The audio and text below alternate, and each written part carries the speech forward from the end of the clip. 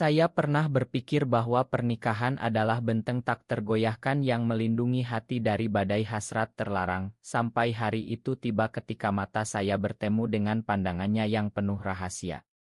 Saat itu, saya menyadari bahwa kebohongan kecil bisa menghancurkan segalanya, termasuk keluarga yang saya bangun dengan susah payah, hanya demi satu momen bersama dia yang saya panggil anakku dalam hati.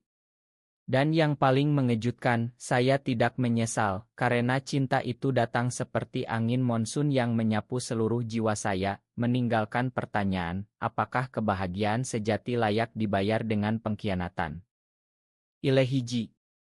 Di Jakarta yang selalu ramai, di mana suara klakson mobil dan pedagang kaki lima bercampur menjadi simoni kota yang tak pernah tidur, saya, Andi, hidup sebagai seorang ayah dan suami yang tampak sempurna. Saya bekerja sebagai manajer di sebuah perusahaan periklanan dengan gaji yang cukup untuk membiayai rumah sederhana di pinggiran kota, mobil keluarga, dan pendidikan anak-anak. Istri saya, Rina, adalah wanita yang lembut dan setia, yang selalu menyambut saya pulang dengan senyum hangat dan masakan khas Sunda yang lezat. Kami memiliki dua anak, seorang putri berusia 10 tahun yang lincah, dan seorang putra remaja yang baru saja memasuki masa pubertas. Tapi di balik asad itu ada rahasia yang menggerogoti hati saya setiap malam. Rahasia itu bermula 2 tahun lalu, ketika saya bertemu dengan Budi di sebuah kai kecil di kawasan Blok M. Saat itu, saya sedang menunggu klien untuk meeting, dan dia duduk di meja sebelah, membaca buku tentang seni tradisional Indonesia. Matanya yang coklat tua, seperti kopi robusta dari Toraja, langsung menarik perhatian saya. Kami mulai berbincang, awalnya tentang cuaca yang panas, lalu tentang kehidupan di Jakarta yang penuh tekanan. Budi, yang berusia 10 tahun lebih muda dari saya, adalah seorang seniman Grais Relance yang penuh semangat. Dia bercerita tentang impiannya untuk menggelar pameran seni yang terinspirasi dari budaya Batak, tempat asalnya. Sejak pertemuan itu, kami sering bertemu. Awalnya hanya sebagai teman. Saya bilang pada Rina bahwa saya punya proyek baru yang mengharuskan lembur. Kebohongan pertama. Tapi semakin sering kami bertemu, semakin dalam perasaan itu tumbuh. Budi bukan hanya teman, dia adalah seseorang yang membuat saya merasa hidup kembali. Dia mendengarkan cerita saya tentang tekanan pekerjaan, tentang bagaimana saya merasa terkekang dalam peran sebagai kepala keluarga. Dan saya, untuk pertama kalinya, merasa dilihat sebagai diri saya yang sebenarnya, bukan hanya sebagai suami atau ayah. Saya mulai memanggilnya anakku dalam pesan-pesan rahasia kami. Itu bukan karena dia seperti anak saya, tapi karena dia membangkitkan rasa melindungi dan mencintai yang begitu murni, seperti seorang ayah terhadap anaknya yang rapuh. Budi tertawa saat pertama kali mendengarnya, tapi dia menyukainya. Kau membuatku merasa aman, Mas Andi, katanya suatu hari, saat kami duduk di taman kota, memandang Monas yang menjulang. Saat itu, tangan kami bersentuhan secara tidak sengaja, dan detik itu, saya tahu bahwa ini bukan lagi persahabatan biasa. Konflik mulai muncul ketika Rina mulai curiga. Kenapa kamu sering pulang larut malam? Apa ada yang salah di kantor, tanyanya suatu malam, dengan mata yang penuh kekhawatiran. Saya berbohong lagi, bilang ada klien demanding dari Surabaya. Tapi hati saya sakit. Saya mencintai Rina, tapi cinta itu sudah berubah menjadi rasa hormat dan tanggung jawab, bukan gairah yang membara. Sementara dengan Budi, setiap momen terasa seperti petualangan baru. Kami pernah pergi ke Bogor, berpura-pura sebagai rekan bisnis, dan di sana, di kebun raya yang hijau, kami berbagi cerita tentang masa kecil kami.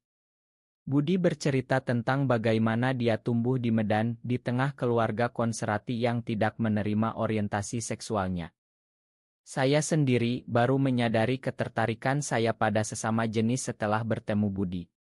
Sebelumnya, saya menekan perasaan itu, menganggapnya sebagai AC sementara. Di Indonesia, di mana norma masyarakat masih kuat dipengaruhi agama dan tradisi, menjadi gay bukan pilihan mudah. Tapi Budi membuat saya berani. Cinta tidak mengenal batas, Mas. Tapi kita harus hati-hati, katanya. Dan saya setuju. Kebohongan demi kebohongan saya susun hanya untuk mencuri momen bersama dia. Suatu hari kami hampir ketahuan.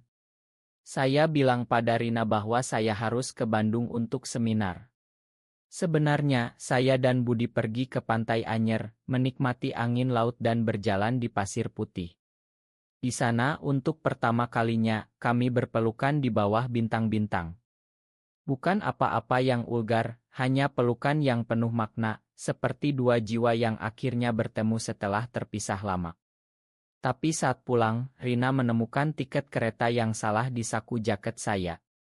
Ini tiket ke Anyer, bukan Bandung, katanya dengan suara gemetar.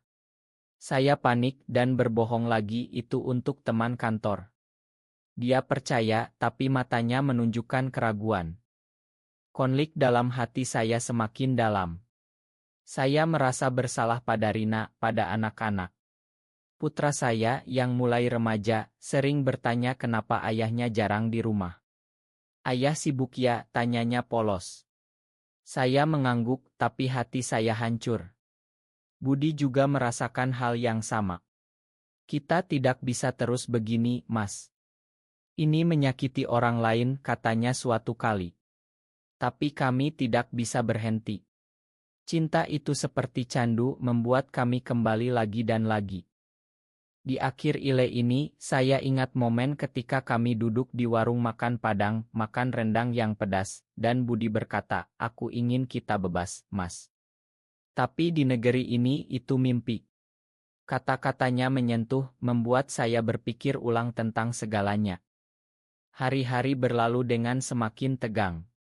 Saya mulai merasa seperti hidup dalam dua dunia, satu dengan Rina dan keluarga, penuh rutinitas dan tanggung jawab, yang lain dengan Budi, penuh gairah dan kebebasan. Di kantor, saya sering melamun, memikirkan pesan-pesannya yang manis. "Anakku, jangan lupa makan siang ya," balas saya dalam chat rahasia. Kami menggunakan aplikasi terenkripsi, takut ada yang tahu. Suatu malam, konflik mencapai puncak pertama. Rina menemukan ponsel cadangan saya di laci meja. "Siapa Budi ini? Kenapa kamu panggil dia anakku?" tanyanya dengan air mata. Saya terkejut dan untuk pertama kalinya, saya hampir mengaku. Tapi saya berbohong lagi, dia rekan bisnis, panggilan itu candaan saja. Rina marah besar, kami bertengkar hebat. "Kamu berubah, Andi. Kamu bukan lagi suami yang dulu," jeritnya. Anak-anak mendengar, putri saya menangis di kamar. Malam itu, saya tidur di sofa, hati hancur. Keesokan harinya, saya bertemu Budi di sebuah masjid kecil di pinggir kota, tempat kami sering bertemu untuk berbicara hati ke hati.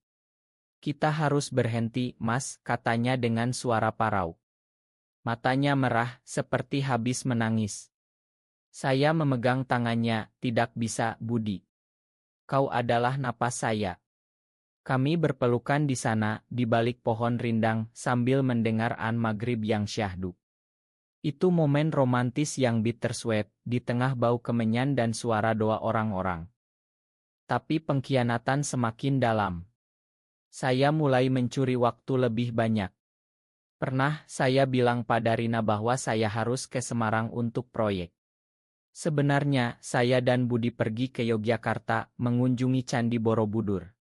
Di sana, di bawah sinar matahari pagi, kami duduk di batu candi, berbicara tentang filosofi hidup.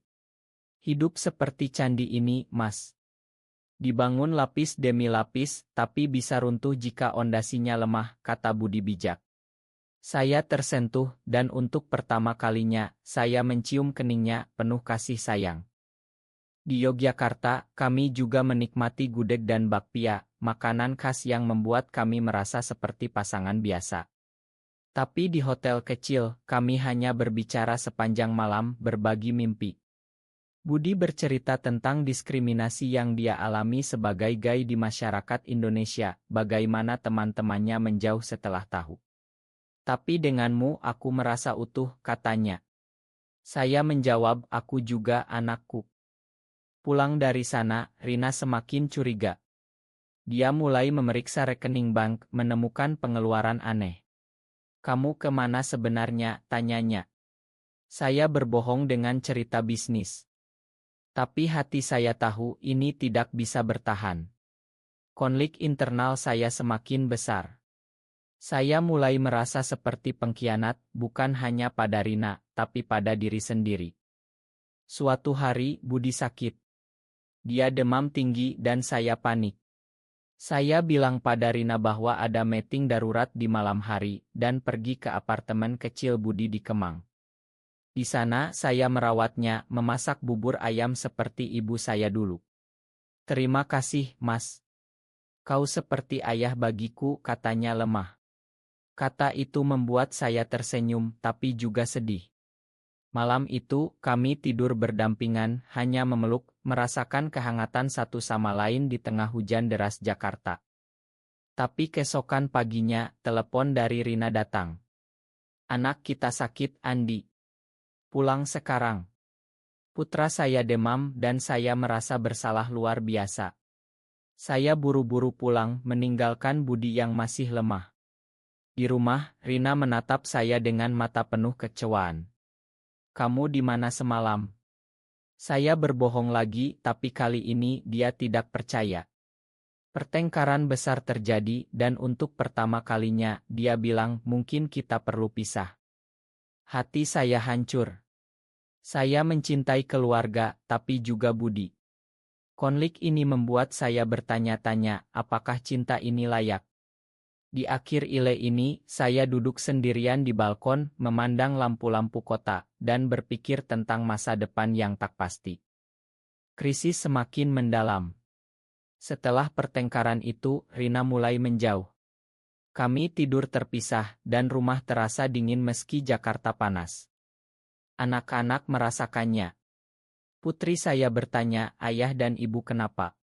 Saya hanya bisa tersenyum palsu. Sementara itu Budi pulih dan kami bertemu lagi di sebuah warung kopi di Tamrin.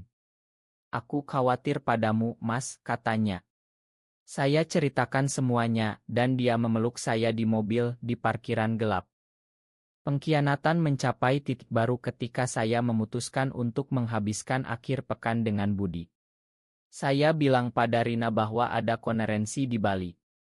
Sebenarnya, saya dan Budi terbang ke sana, menyewa ila kecil di Ubud. Di sana, di tengah sawah hijau dan suara gamelan, kami merasakan kebebasan. Kami berjalan tangan bergandengan di pasar seni, membeli kain batik sebagai kenang-kenangan. Ini seperti mimpi, Mas, kata Budi.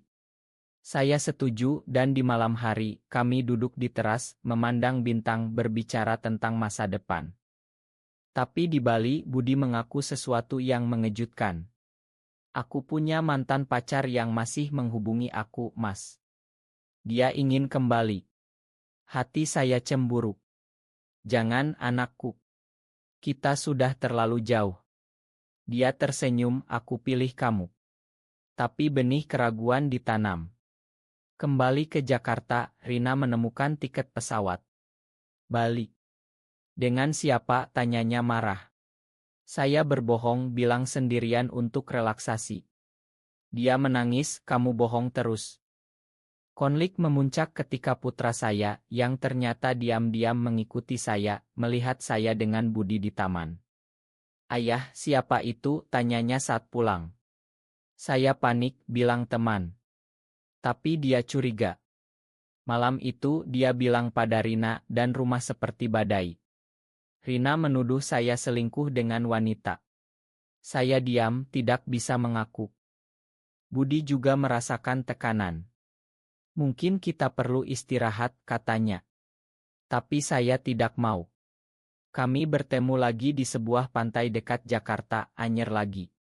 Di sana, di bawah ombak, kami berjanji untuk tetap bersama. Romansa itu kuat, tapi bayang pengkhianatan mengikuti. Suatu hari, Rina menemukan chat kami. Kamu gay. Dengan pria muda itu, jeritnya. Saya akhirnya mengaku. Air mata mengalir, dia marah, sedih, kecewa. Bagaimana dengan anak-anak? Tanyanya. Saya tidak tahu. Malam itu dia pergi ke rumah orang tuanya di Bandung membawa anak-anak. Saya sendirian menelepon Budi. Semuanya hancur, anakku. Dia datang memeluk saya. Kami menghabiskan malam berbicara, mencari jalan keluar. Di Indonesia, perceraian bukan hal mudah, apalagi dengan isu. Tapi cinta kami memberi kekuatan. Di akhir ile ini, saya memutuskan untuk jujur pada diri sendiri, meski itu berarti kehilangan segalanya. Setelah Rina pergi, rumah terasa kosong. Saya meneleponnya setiap hari, memohon maaf. Aku mencintaimu sebagai teman, Rina. Tapi hatiku milik orang lain. Dia menangis, kamu hancurkan keluarga kita. Anak-anak bingung, putra saya bertanya, ayah suka pria? Saya jawab jujur, ya, nak. Tapi ayah tetap sayang kalian. Budi menjadi penopang saya. Kami bertemu lebih sering, sekarang tanpa kebohongan pada dirinya. Kami pergi ke Gunung Bromo di Jawa Timur, menyaksikan matahari terbit yang indah. Di sana, di tengah kabut, kami berjanji untuk saling dukung. Kita akan hadapi bersama, Mas, katanya. Romansa kami semakin dalam, penuh pemahaman. Tapi pengkhianatan masa lalu menghantui. Mantan pacar Budi muncul, seorang pria kaya dari Surabaya yang menawarkan kehidupan mewah. Dia bilang dia bisa bantu aku pameran seni, kata Budi ragu. Saya cemburu, jangan tergoda. Tapi Budi pergi bertemu dia, dan saya khawatir. Saat itu, Rina ajukan cerai. Di pengadilan di Jakarta, kami bertemu. Aku makan kamu, Andi. Tapi aku ingin bahagia juga, katanya. Saya setuju dengan hati berat. Anak-anak akan tinggal dengan dia, tapi saya bisa kunjungi. Budi kembali bilang dia tolak mantannya. Aku pilih kamu, Mas. Kami rayakan dengan makan malam di restoran Sunda, berbagi cerita. Tapi kemudian keluarga saya tahu. Orang tua saya di kampung di Sumatera marah besar. Kamu bawa malu keluarga, kata ayah. Saya sedih tapi teguh. Konflik baru, masyarakat. Di kantor, rumor menyebar. Rekan kerja menjauh, klien batal. Saya hampir dipecat. Budi juga kesulitan relance karena isu. Kami merasa terisolasi, tapi cinta kami kuat. Suatu hari, kami ikut komunitas di Jakarta secara rahasia. Di sana, kami bertemu orang-orang seperti kami, berbagi cerita. Itu memberi harapan. Indonesia sedang berubah, meski lambat, kata seorang aktivis. Di akhir ile ini, saya dan Budi merencanakan masa depan, mungkin pindah ke Bali untuk hidup lebih bebas. Proses cerai berjalan lambat, penuh emosi. Saya bertemu anak-anak setiap akhir pekan, membawa mereka ke Ragunan bercerita tentang hewan-hewan Indonesia. Putra saya mulai paham, ayah, aku dukung kamu. Kata itu menghangatkan hati. Dengan Budi kami semakin dekat. Kami pindah ke apartemen kecil di Jakarta Selatan, hidup bersama. Kami masak bersama, makanan khas Indonesia seperti nasi goreng dan sate. Malam-malam kami habiskan menonton film, berpelukan di sofa. Ini kebahagiaan sejati, anakku, kata saya. Tapi ujian datang lagi. Budi ditawari pekerjaan di Singapura dengan gaji tinggi. Ini kesempatan, Mas. Tapi aku tidak mau tinggalkan kamu. Saya ragu, pergilah, demi masa depanmu. Dia menolak, kita bersama. Rina menemukan pasangan baru, seorang pria baik. Saya bahagia untuknya. Kami bertemu sebagai teman, membahas anak-anak. Terima kasih telah jujur akhirnya, katanya. Keluarga saya mulai melunak. Ibu menelepon, kami khawatir, tapi kami sayang kamu. Itu langkah kecil menuju penerimaan. Di komunitas, kami ikut kampanye hak LGBT. Secara diam-diam, Budi gelar pameran seni tentang cinta sesama jenis, terinspirasi budaya Indonesia. Saya bangga. Konflik terakhir, ancaman dari mantan Budi yang cemburu dan ancam sebarkan oto kami. Kami takut tapi laporkan ke polisi. Untungnya diselesaikan secara damai. Di akhir ile ini saya merasa damai meski perjalanan panjang. Cinta kami bertahan. Akhirnya cerai resmi. Saya dan Rina tetap berteman baik demi anak-anak. Mereka mulai terbiasa dengan situasi baru, bahkan bertemu Budi dan menyukainya. Paman Budi baik ya, ayah, kata putri saya. Saya dan Budi memutuskan pindah ke Bali, membuka studio seni kecil. Di sana, di tengah pantai dan sawah, kami hidup bebas. Kami adopsi anjing kampung, simbol keluarga baru.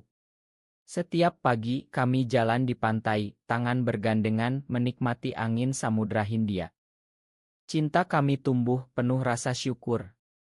Terima kasih telah memilih aku, Mas, kata Budi.